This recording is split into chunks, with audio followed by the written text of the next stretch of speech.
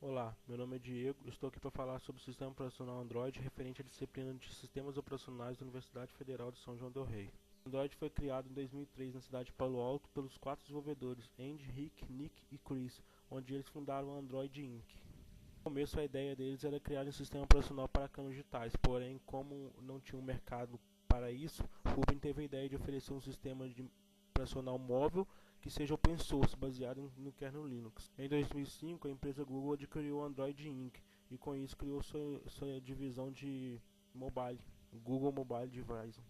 Android deu um passo grande em 2007, quando o Google se juntou com vários operadores de celulares, fabricantes de rádio e o próprio Google para criar uma aliança, chamada de Open Handset Alliance. Com isso, seu objetivo era rodar o Android em vários celulares no mercado. Desde então, o Android conquistou espaço e passou seu sistema operacional de aparelhos top de linhas, como o da Nexus, fabricados de diversas marcas como LG, Asus, Samsung, HTC, etc., na linha Galaxy da Samsung, presente nos aparelhos tops da S6 e Note 4, por exemplo. O SO também está presente em tablets e, por ser código aberto, serve de base para diversas criações de sistemas customizados pela internet. Ele é bastante conhecido pelos internet das coisas, pois é um sistema operacional leve e para pouca memória, assim é usado para televisões digitais, micro-ondas, etc. O Android ao longo dos anos teve várias versões, atualmente está com a Nougat, sendo que não está incluída aí algumas versões de alpha feito com Android Inc. Essa arquitetura do Android, como podemos ver, ele é baseado no kernel Linux e responsável por gerenciar, onde o kernel é responsável por gerenciar a memória e processo de threads. Ele suporta multitarefa, as bibliotecas são em C e C++, que fazem parte da plataforma, e o acesso a essas bibliotecas é feito pelo Application Framework. Ele tem o Core Libres, que nada mais é do que o Java SE, e o Dalvik Virtual Machine, que é a máquina virtual onde as aplicações são executadas. Cada aplicação é um processo executado do sistema operacional e cada um é executado uma instância da Dalvik VM.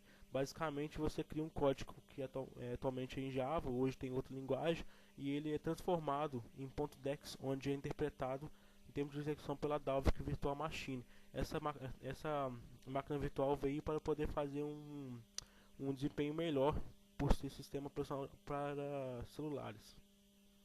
As, as aplicações que os desenvolvedores têm acesso às mesmas aplicações desenvolvidas nativamente. A plataforma enxerga as aplicações nativas e não nativas da mesma forma.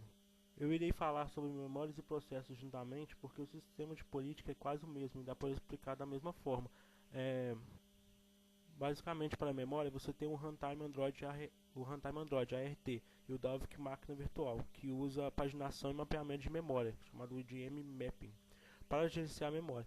Isso significa que qualquer memória que um aplicativo modifica, seja alocado novos objetos ou tocando páginas, permanece residente na RAM e não pode ser paginado. Ou seja, o que você está mexendo no momento, a Dalvik não deixa que o sistema operacional pagine ela. Para que caiba tudo na RAM, devido a sua pouca memória, o Android deixa compartilhar a memória. Aqui tem 3 maneiras que podem ser compartilhadas. Uma delas, por exemplo, é quando você cria um processo, esse processo vem do Zygote. Assim, ele pega todas as instâncias do Zygote, que é do código no código do sistema operacional. Outra forma disso também é que cada processo tem os dados do Dalvik, que ele é compartilhado do próprio Dalvik. Outros lugares também compartilham memória dinâmica em todos os processos usando regiões da memória compartilhadas especificamente alocadas. Porém, os desenvolvedores não podem fazer alocação de memória como se faz em C e em C++, onde você pode ter funções que alocam um espaço gigante de memória. O que você pode fazer é simplesmente alocar memória usando, por exemplo, criando vários objetos. Aqui está a sua política. Basicamente, quando você precisa de memória, o processador também se comporta dessa forma. Quando você precisa de um processo, ele procura por processos vazios. Processos vazios são todos os processos que você executa. Ele não sai, quando você para de executar, ele não sai da memória. O que o processador faz é colocar esse processo em cachê. Ou seja, dessa forma, você pode ser muito mais rápido quando você quiser usá-lo novamente. Isso é chamado de processos vazios. Processos background são os serviços que se rodam no seu sistema operacional.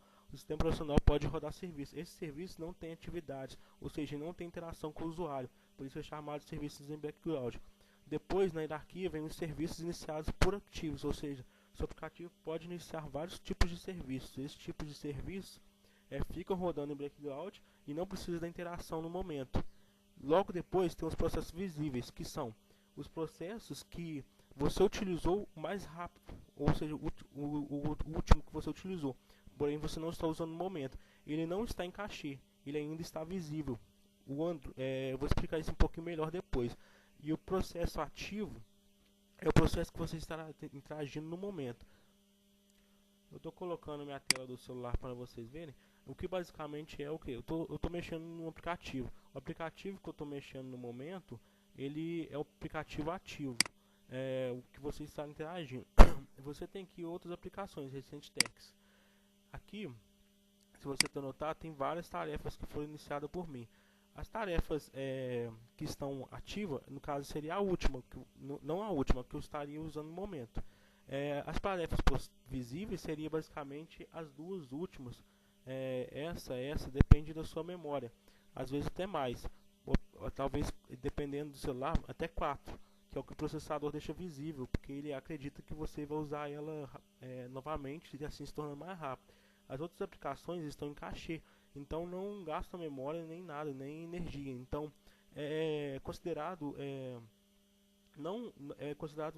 indicado que você não faça esse tipo de coisa, porque nisso você está deslocando a memória do cachê e não está ganhando nada com isso. É melhor você deixar ela aqui, porque assim você pode ter que ela esteja em cachê e assim iniciando mais rápido e diminuindo seu processamento, ou seja, otimizando seu processador.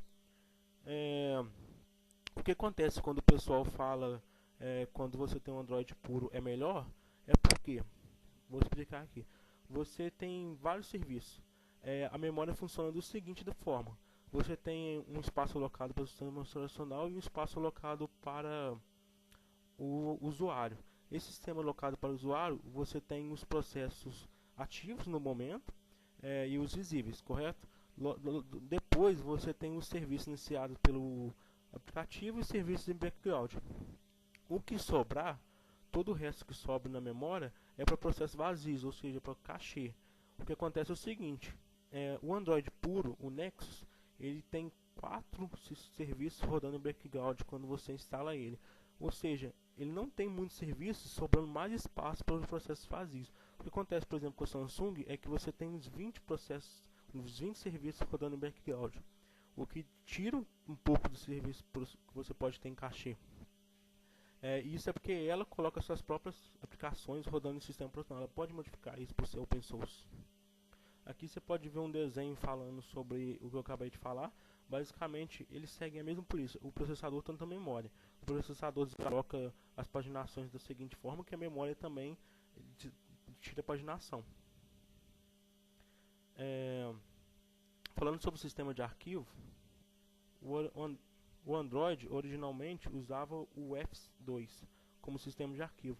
Após o Android 2.3, o sistema de arquivos tornou o ext4. O UFS geralmente é usado para memórias flash em sistemas embarcados, como telefones celulares.